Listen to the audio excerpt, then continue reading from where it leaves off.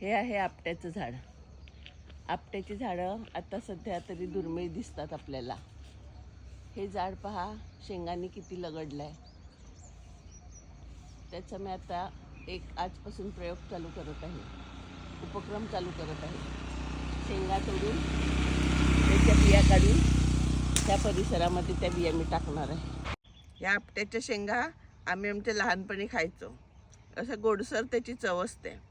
आता मी शेंग खाता खाता त्यातल्या बिया काढल्या. हे बघा, अशा माझ्याकडे 10 बिया जमा झाल्यात. आता ह्या 10 बिया मी इथे टाकून ठेवते.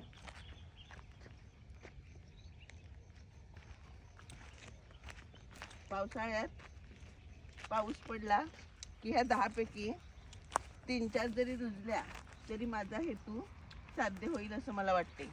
आणि पुढच्या पिढीसाठी 1-2 तरी झाडं वाढतील.